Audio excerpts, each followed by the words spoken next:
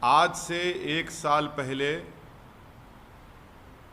हमने भारत के 20 बहादुर सिपाहियों की जान को गंवाया और उनकी जान इसलिए गई क्योंकि चाइना की पीएलए की आर्मी ने हमारे इन 20 बहादुर सिपाहियों के और लेफ्टिनेंट कर्नल की जान ले ली। आज 1 साल हो चुका है। इस 1 साल के अंदर नरेंद्र मोदी की सरकार ने इन अजीम सिपाहियों की कुर्बानियों को रायगा जाने दिया। इनकी कुर्बानी का कोई मतलब नहीं है इस सरकार के पास।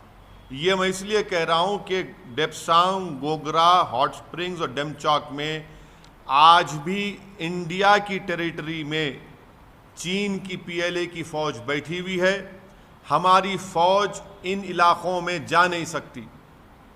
तीसरी चीज़ ये है कि नरेंद्र मोदी भारत की फॉरेन पॉलिसी को अपनी करिश्मा के ऊपर, अपने पर्सनल करिश्मा के ऊपर चलाना चाहते थे और उसका खमियाजा देश भुगत रहा है।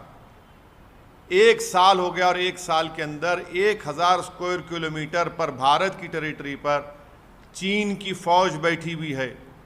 नरेंद्र मोदी की सरकार पिछले 13 महीने से ना कोई प्रेस कॉन्फ्रेंस करती है, ना कोई प्रेस ब्रीफिंग देती है और ना पार्लियामेंट में जब मेंबर्स ऑफ अपोजिशन के एमपीज उठकर सवाल करते हैं लद्दाख के ऊपर तो उसका जवाब देती है। नरेंद्र मोदी की सरकार लद्दाख में बुरी तरह नाकाम इसलिए भी हो चुकी है क्योंकि वो देश को नहीं बता रही है कि इनकी स्ट्रेटजी क्या है, इनकी पॉलिसी क्या है और कैसे उस टेरिटरी को चीन से हासिल किया जाएगा। लेगेसी इश्यूज नहीं है, हम सिर्फ 1000 स्क्वायर किलोमीटर की बात कर रहे हैं। नरेंद्र मोदी की सरकार लद्दाख में इनकी नाकामी की वजह से आज हमको अपनी भारत के बॉर्डर की हिफाजत करने के लिए फॉरेन कंट्रीज के मिलिट्री की हेल्प लेना पड़ रहा है और यूएस से हमने ड्रोन हासिल किया है। आज नरेंद्र मोदी की सरकार ने चीन के खिलाफ लद्दाख में नाकामी की वजह से हम कभी भी पाकिस्तान पर हमला नहीं कर पाएंगे, क्योंकि अगर हमला करेंगे तो हमको हमेशा चीन के मिलिट्री रिएक्शन को देखना पड़ेगा।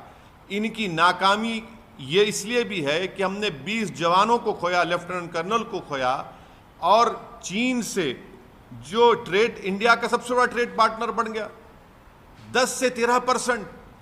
आप बताइए कि हर महाज पर नरेंद्र मोदी की सरकार ने हमारे 20 अजीम सिपाहियों की कुर्बानी को रायगा जाने दिया। उनके खून, उनकी जान की कोई अहमियत नहीं रही। आज भी उन मुकामात पर चीन की फौज बैठी हुई है। मैं ये भी आपको बताना ज़रूरी समझता हूँ कि जो परसों